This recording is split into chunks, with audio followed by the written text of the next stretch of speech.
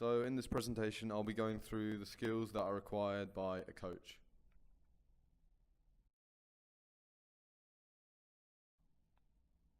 So in this presentation, I'll be going through three skills of a coach. So communication, organization, and problem solving. So we're going to start off with communication. So one of the skills that is required by a coach is to have good communication skills. As a coach, there are two ways of communicating, and they are verbal and non-verbal. An example of a situation when a football coach must verbally communicate may be during a post-match press conference, where the coach communicates with the media in order to give his or her opinion on the match. An example when a rugby coach may non-verbally communicate may be during training sessions by changing his or her facial expression in order to get the players' attention. The skill of being able to communicate is useful for a coach, as the coach may be pointing out some safety hazards to his or her players in order for the players to avoid them to decrease the risk of injury. This example can be related back to a sport like gymnastics, due to the risk of injury being quite high.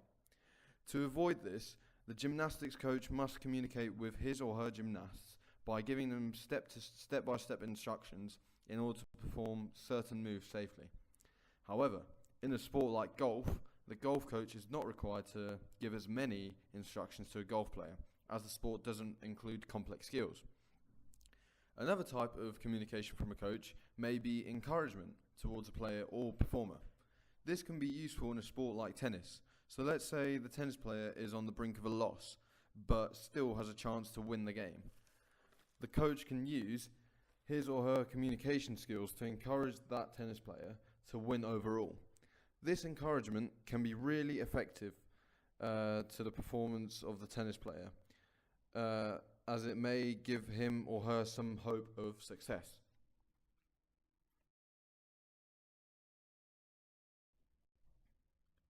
Another skill that is required by a coach is to have organisation skills. Before training sessions, a coach must organise equipment, facilities and drills for the players or performers. During training sessions, a coach must organise progressions for the certain drills that have been carried out previously, and by adding in these progressions, the coach can improve the overall performance of the player or performer during real sporting events, due to the coach making sure they prepare for the worst case scenarios. For example, in a sport like football, when a drill like keeping possession becomes easy for the players, the coach can start to add in progressions like a maximum of 3 touches on the ball, which can make the drill more challenging. Similarly, in a sport like archery, progressions can still be added in by a coach, for example, by making the archery person move further away from the board. And this will make the skill more complex and more difficult, and also it will prepare them for more worst case scenarios during real sporting events. Another organisation skill that is required by a coach is to have the ability to put player or performers into groups during training sessions. A factor that needs to be considered whilst doing this is the ability of the performers, because mixing up the groups in terms of ability of the certain sport will see the players that have a lower ability improve as time passes, due to them learning from players that are more capable of performing in that certain sport. This skill can be applied to training sessions for a group of basketball players, due to the sport involving cooperative play between the players, and it will help to improve the performance of the team as a whole. There are other ways in which a coach can organise groups, like organising groups in terms of age, gender, social status, etc. But the most effective way is in terms of ability, due to giving more able players the opportunity to teach less able players.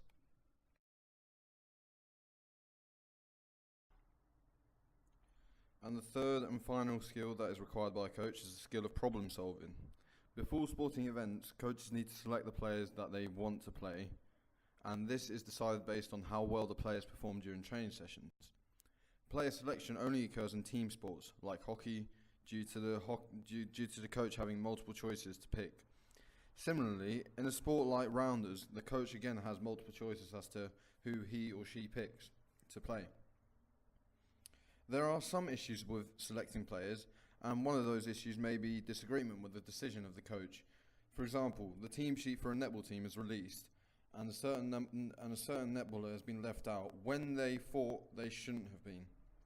This may destroy the self-confidence of that player, because she isn't seeing any achievements for her hard work. This is when the coach must intervene and let the player know that she should keep turning up to training week in, week out to rebuild her self-confidence, and also get her up to an appropriate standard for the netball team. Another problem that a coach may need to solve is how to overcome crucial moments during competition. If a team is losing quite late on, but there's still a chance to win or draw, the coach must take action and decide what to do. A factor as to why players can't push for a win may be because they are tired. In a sport like rugby, the coach can make substitutions which are referred to as tactical substitutions, and they can bring on fresh players quite late on and make them work for the last couple of minutes. That certain player will have an advantage above the others, as he or she is able to perform at his or her maximum performance. This will also give the team a higher chance of winning or equalising the game.